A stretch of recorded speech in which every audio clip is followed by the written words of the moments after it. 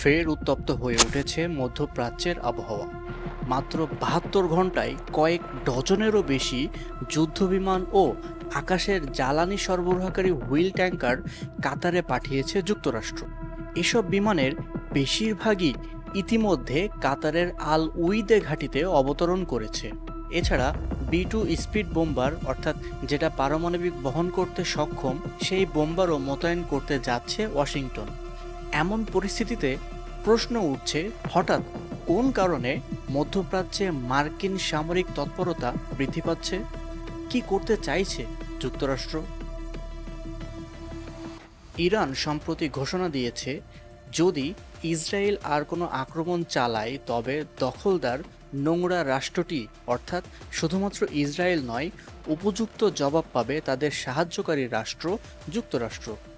ইরানের সাবেক বিপ্লবী গার্ড প্রধান মেজর জেনারেল মহসিন রেজাই রাষ্ট্রীয় টেলিভিশনে বক্তব্য দেওয়ার সময় তিনি বলেন, আলোচনা যদি ইসরায়েলকে শক্তিশালী হওয়ার সময় দেয় তবে ইরান সেটি কোনোভাবেই মেনে নিবে না। তিনি আরও বলেন, যুদ্ধ শুরু হলে শুধু তেল আবিব পড়বে না, তার সাথে জ্বলবে ওয়াশিংটনও। সম্প্রতি জাতিসংঘের স্ন্যাপব্যাক মেকানিজমের মাধ্যমে ইরানের উপর পুরনো নিষেধাজ্ঞা আবার ফিরিয়ে আনা হয়েছে।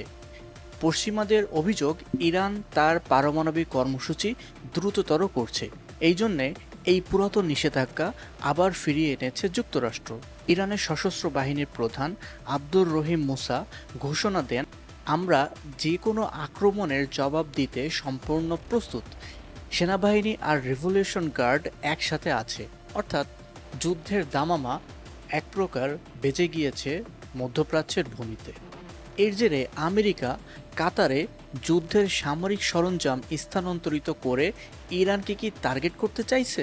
বিশেষজ্ঞরা বলছেন, এ ধরনের সমন্বিত সামরিক সরঞ্জাম একত্রে সরানোর অর্থ হচ্ছে কিছু একটা ঘটতে চলেছে, কিন্তু কি ঘটতে চলেছে তা এখনো পর্যন্ত নিশ্চিত নই। এদিকে আবার যুক্তরাষ্ট্রের সবচেয়ে বড় বিমানবাহী রণতরী জেরাল্ড আলফোর্ড বিশাল সামরিক নৌবহর নিয়ে ভূমধ্য সাগরে প্রবেশ করেছে যুক্তরাষ্ট্র।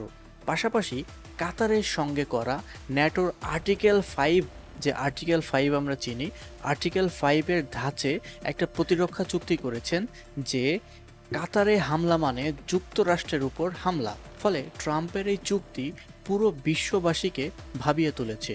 বিশ্লেষকদের মতে, দ্বিতীয় দফায় ইরান ইসরায়েল যুদ্ধ শুরু হলে কাতার হতে পারে মূল হটস্পট।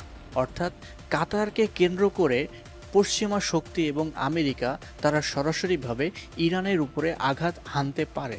এই ধোঁয়াশা অবস্থার মধ্যে আফগানিস্তানেও হঠাৎ দেখা দিয়েছে অস্বাভাবিক পরিস্থিতি। বিশ্লেষকরা মনে করছেন, এর পেছনে থাকতে পারে বাগরাম বিমান ঘাঁটি ঘিরে যুক্তরাষ্ট্রের আগ্রহ ও পাকিস্তানের সম্ভাব্য ভূমিকার আড়ালে যেন কোনো তথ্য ফাঁস না হয়, সেই আশঙ্কায় হয়তো ইন্টারনেট বন্ধ রেখেছে আফগান সরকাররা। এখন এই উত্তেজনার মাত্রা এত বেশি যে যখন তখন একটি বৃহৎ যুদ্ধের মোড় নিতে পারে এই উত্তেজনা থেকে। এই জন্যে আমাদের সকলের উচিত সাবধান থাকা, সব কিছুর দিকে নজর রাখা এবং প্রস্তুতি গ্রহণ করা। সো আজকে এই পর্যন্তই। পরবর্তী কোনো আপডেট আসলে আমি আবার চলে আসব। ধন্যবাদ সকলকে। আসসালামু আলাইকুম।